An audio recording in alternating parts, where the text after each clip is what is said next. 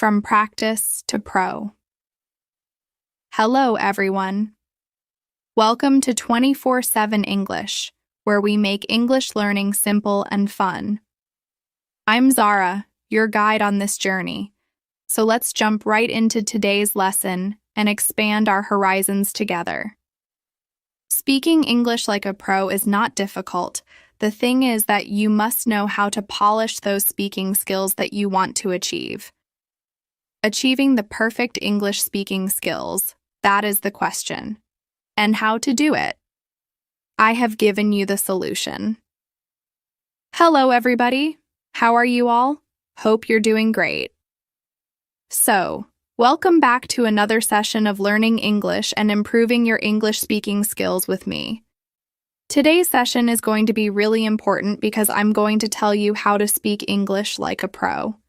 How to speak English like a pro, because speaking is the most important part of any language. We might know a lot of grammar and vocabulary, but if you can't apply it, that is, if you can't speak fluently, then it's of no use. Speaking is the skill that is the most difficult to learn and become perfect in. A lot of people face many problems in speaking English fluently, getting that fluent factor, that X factor, while speaking English. And today, I'm going to tell you how to do that. So, are you all ready for this? And before beginning, please subscribe to the channel so that you can get all the lessons that I post for you. Please like the video and share it with your friends too. Now, coming back to today's lesson, which is how to speak English like a pro. Speaking English like a pro, now speaking is very important, as we have discussed. Speaking is being able to speak English without any fear of making mistakes, without hesitating, and being able to speak English effortlessly. To be able to speak English whenever you want, in any situation, with confidence. That is the English we want to speak. A lot of times what people say is that they know grammar. For example, they are really good with tenses. If it's about written English, their tenses are perfect. But as soon as they start speaking English, the sentence structures begin to distort. And unconsciously, subconsciously, they use the wrong tense. As soon as they speak it, they realize that they've used the wrong tense because their tenses are good, but it's really difficult to apply that in speaking. That means how to perfect the art of speaking English. You might have good vocabulary, you might know a lot of words. But then to be able to speak them when you're having a conversation, to be able to use them while speaking actively, that is the big question. That means everything comes down to speaking. Whatever you're doing in your English language learning ends at speaking. Whatever we are doing is preparation to speak the language, and that is what we are going to learn today, how to become perfect in speaking. You might be perfect in a lot of skills, but if the speaking part is not strong, then this is the video for you. Speaking. Let's begin with all the techniques that I want to tell you to become a pro in English speaking. So the first thing that we need to do is become comfortable with the words you know. Get comfortable with the words you know. Now, you must know a lot of words. Words you are learning in English. That means you're also improving your vocabulary. That is a part of English learning. If you are learning or improving your vocabulary, you must know a lot of words. If I tell you a word and you have read it before, you will know about the word. For example, the word contemplate. We did it in a recent video of mine in the words video.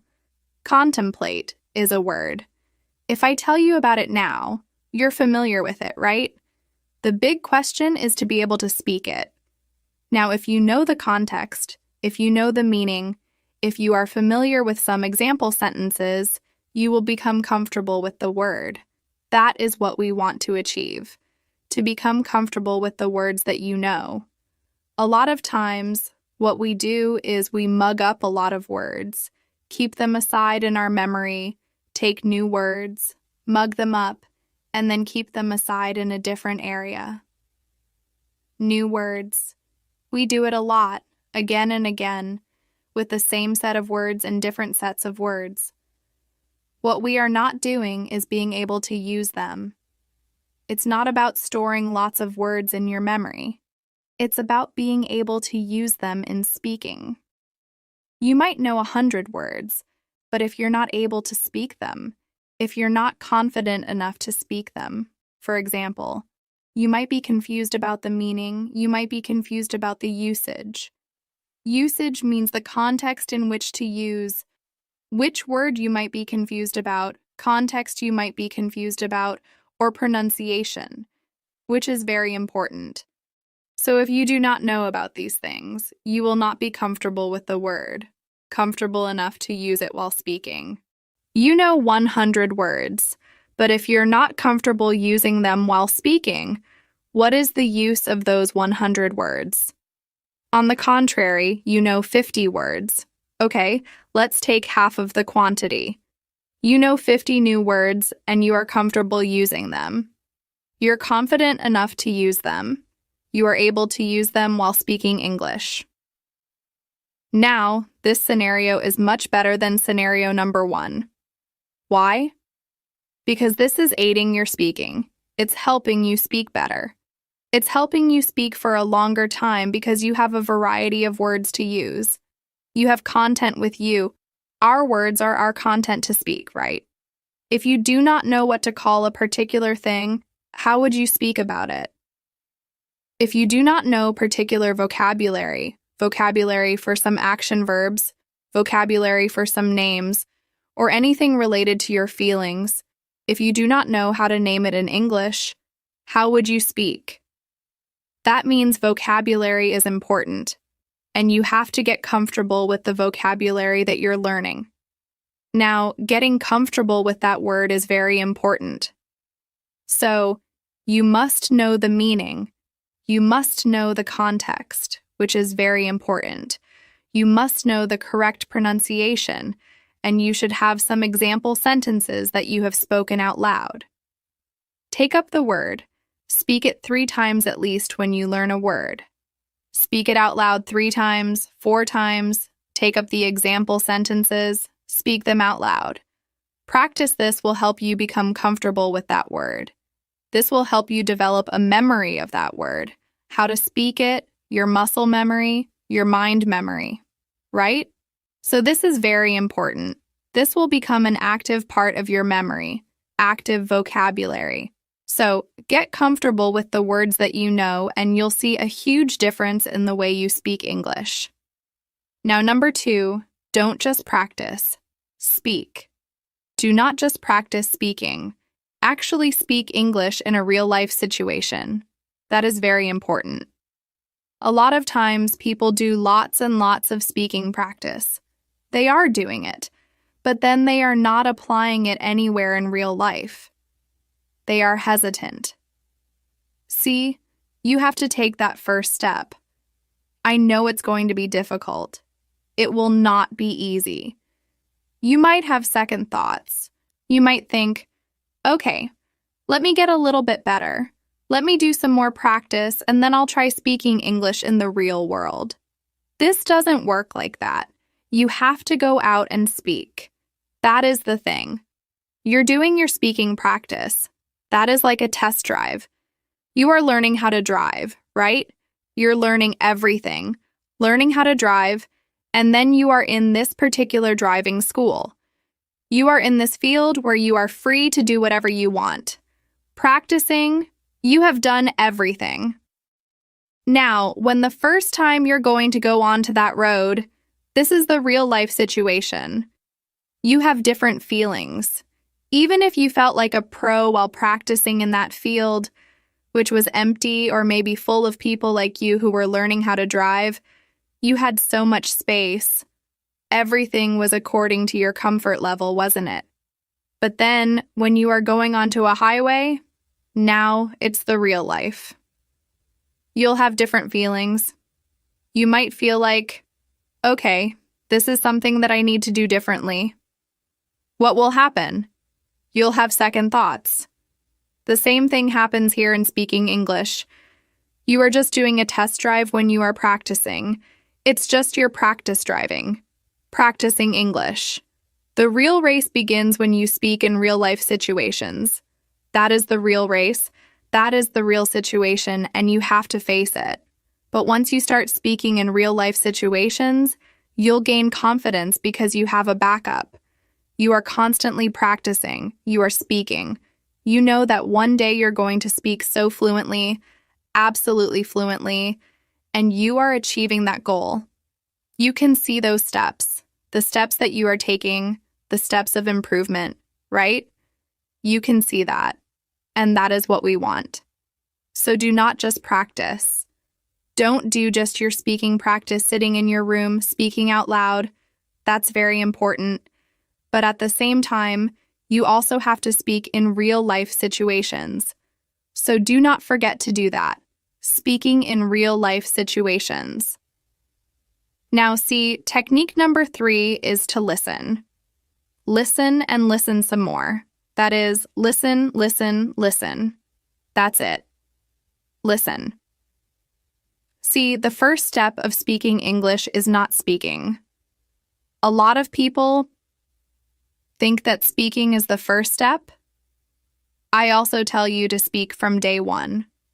But if you want to speak from day one, you need to listen first. Listening is very important. If you do not have any kind of model, how would you speak? You know your native language because you've listened to a lot of good models of that language. You've heard it from birth. Right from birth, a baby listens to the sounds of his or her native language, constant listening to a model. Can you see? So much intake of information through the ears. The person is listening constantly until that baby reaches school at the age of 4 or 5, the preschool age. So until that time, the child is listening to so much stuff in the native language. That means listening is important to understand a language and then to speak a language. Why is listening important? When we are speaking, we're producing sounds. If we do not listen to good models of those sounds, how are we going to produce those same sounds? It's going to be difficult. That means the more you listen to a language, the more fluent you'll become in speaking. The more you listen to good English, the more it's going to stay with you in your mind. All the sounds, the pronunciation, the words, the vocabulary, the phrases, the sentence structure. Everything is going to be there in your subconscious mind. The more you listen to English, the more it will become comfortable for you to speak English. Plus, you'll get so much content, and this is going to be like natural training for you in English. Naturally, you're acquiring the language. The most natural way to acquire a language is through listening to that language a lot. Listen to it. Listening is very important because, again, it's not about written language. We're not just writing it. No, we are speaking it.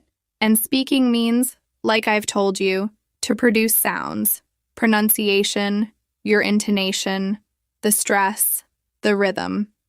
Everything matters a lot, and that particular thing comes from listening to a language.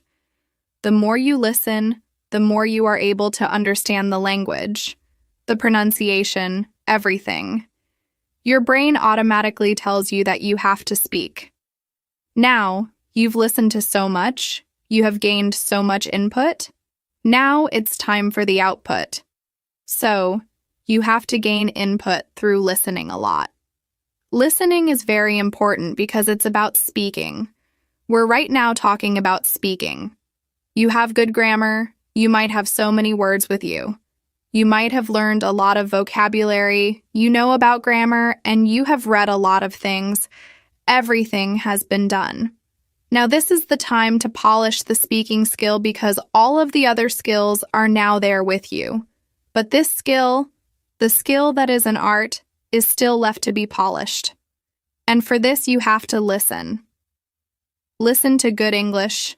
Listen to good models of English. You can listen to either a professional who speaks English, or you can listen to any native person who speaks English. That means you can listen to a lot of English interviews if they are a good source of English. If the person is absolutely fluent in English, you can listen to them. If a person is a professional, that's the work of that person to speak in English.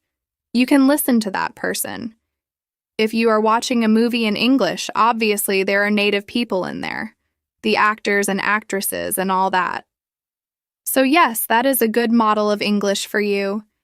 Listening to songs is also a good model of English for you. So good models of English listening are absolutely important if you want to speak English fluently. Now, tip number 4, the last technique is to train your subconscious mind for English.